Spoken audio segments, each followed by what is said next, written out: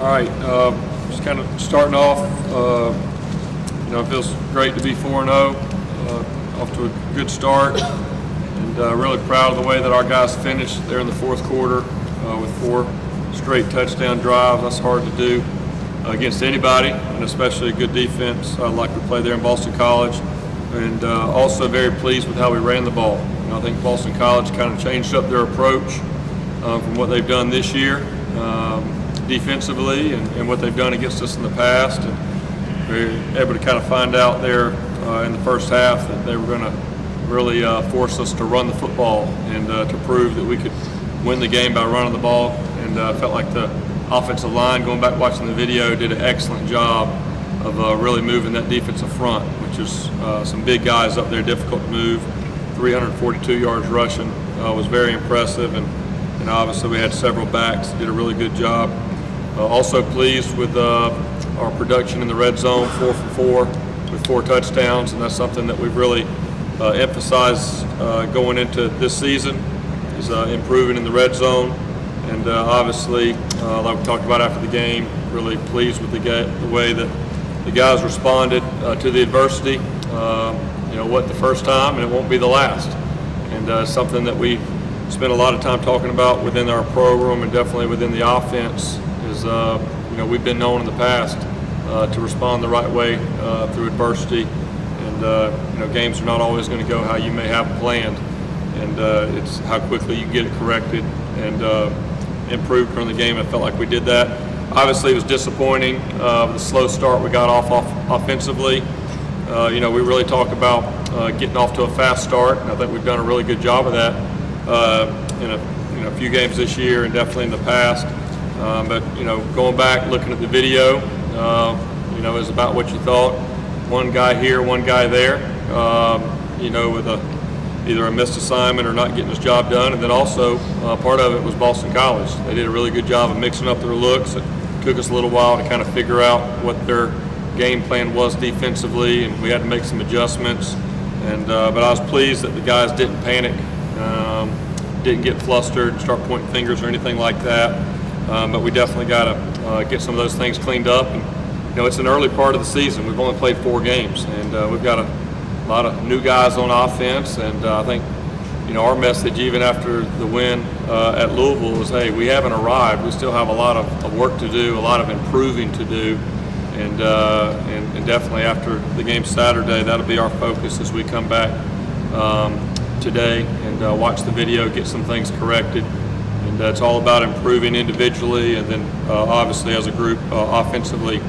Got a big challenge this week with Virginia Tech. Obviously, we all know their defense coordinator, Bud Foster, is one of the best defensive minds in college football. Been doing it a long time.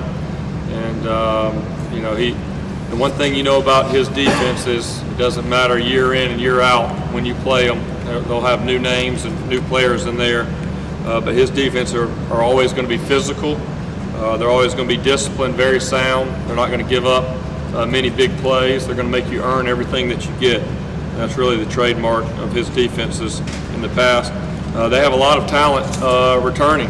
Whenever I got the depth chart, saw they have 8 defensive players returning. I think they lost 2 guys up front and 1 safety. So not only do they have a lot of experience coming back, it's a very talented group. And we saw that last year when we played them there in the ACC championship game. So I think this will be one of the best defenses we play all year after watching them on video for 2 days. And for us, it's always about what's next. It's always about improving on ourselves, and then obviously getting a good plan down for big game Virginia Tech this week. So with that, I'll open up for questions. Coach Sweeney said that of the 4 games, that was probably Kelly's worst in terms of his decision making, his reads. I think it's easy to forget that he's only started in 4 games. And he's still learning. But how important is it to have a game like that just for him to learn from and improve from? Yeah, I mean, Kelly's no different than any of our guys on our team. 4 games into the season, guys have had good moments, and then they've had some plays that they need to get corrected. And Kelly, obviously, overall through 4 games, very pleased with what he's done. He's playing with a lot of confidence and executing a lot of really good things. But as he comes back in today and watches the video with Coach Streeter, he's going to see some situations where he could have let the ball go and get the ball out of his hand and maybe made a better decision here and there. And that's what coaching's all about. That's what improving's all about. I think the exciting thing for us is to know that he's playing pretty well, but he's nowhere close to being his best yet. And so that's really exciting as a coach, knowing that he still has room for improvement. And whenever he gets there, he's going to be really, really special. And I think he's moving in that direction. But yeah, there's no doubt. He had some situations Saturday early on. I think part of it was, like I talked about earlier, some different looks than maybe he expected a little bit earlier on in the secondary, and he didn't want to force some things. But there's also some situations where he needs to trust it, let the ball go, and let the receivers go work for him. But he's going to only improve and get better each week. Along those same lines, I feel like you guys had the receiving core. I know you said in the past it's more like a 90-10 ball instead of 50-50. That if he lets those balls go, then you have guys that can go win battles.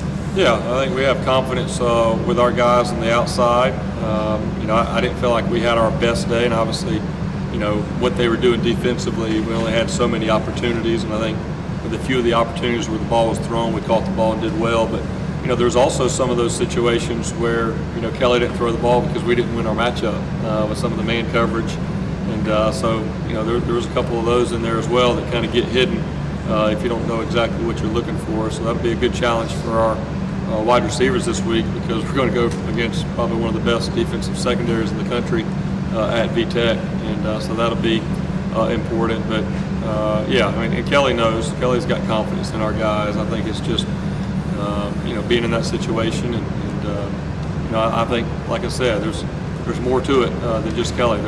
My guys got to get open, and we got to do a good job giving him time in the pocket and all those type of things, and everything works together. And so long as everybody keeps working on it, it'll improve.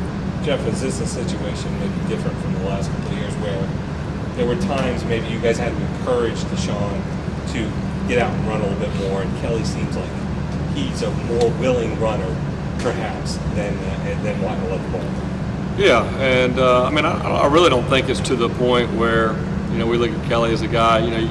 We've all seen those guys that they look to take off and run all the time. I really don't think it's that situation. I think there's just there was a couple moments where he could have let the ball go, and he just has to really trust it. I don't think it's a major issue or something like that. I think Kelly's feet have really come in very well. They have over 100 yards, I believe, rushing. So, but yes, we don't want him going back, taking off on every pass route.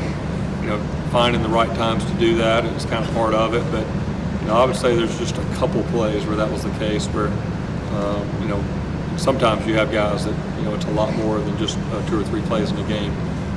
But there's no doubt, and he's done it before, and he'll definitely do it as we go forward. You get nervous at all with some of the shots that Kelly takes when he's running, or is that just who he is, and you just let the chips fall where they may? Yeah, number one, he's a physical guy. He's put together.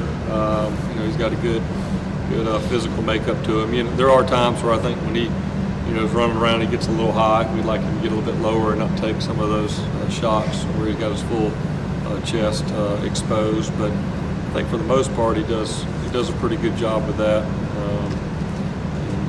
He's a weapon for us. Every year you look at your offense, and like we talked about at the beginning of the year, you don't really know what your strengths and weaknesses are until you get out there and start playing and find out who you are. And right now, Kelly's feet are definitely a part that's helped our offense, and so he's going to continue to run, but just being smart and not taking any unnecessary shots. Definitely smart. Jeff, early in the season, is it wearing or grinding on you guys, both team and coaches, to have to face so many top 15 opponents? It seems like every week. Yeah, I think was it 2011 that we had the 3 in a row. 3 in a row, Yeah. 3 ranking. Right, Auburn, Florida State. Right, and but it kind of has the feel, even though we didn't have 3 in a row, we've had maybe 3 in the first 5. Yeah. We got 5 games in September and 3 games in October. And so we knew when the schedule came out that this was going to be a challenging start. And and obviously with a lot of new guys on the offensive side of the ball, we knew it was going to be a good challenge, and I think we're in a good position right now going into this next week. But it just really, even going back to last year, it just feels like the ACC has really had some good defenses over the last couple of years. I mean, every week we just turn on the film and like, man, we got another good defense to go play, and looking ahead at our schedule, we're going to have several more as it goes down the line. But there's no doubt it's been a challenge, but I think it's kind of become the norm. That's what we were talking to our guys the other day. It's like, okay, we got another prime time game day, blackout, maroon out, 2 weeks later, we're going to go do it again. And I remember in the past, that used to be a really big deal. It might have been a once a season or once every 2 year type of thing.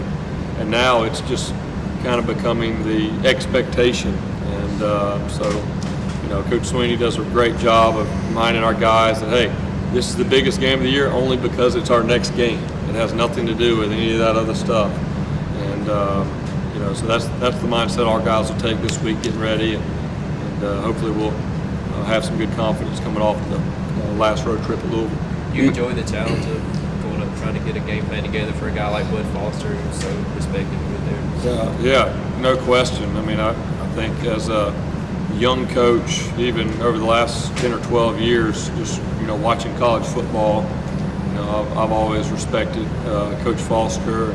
Know several people that have worked with him, and everybody just has great things to say about him.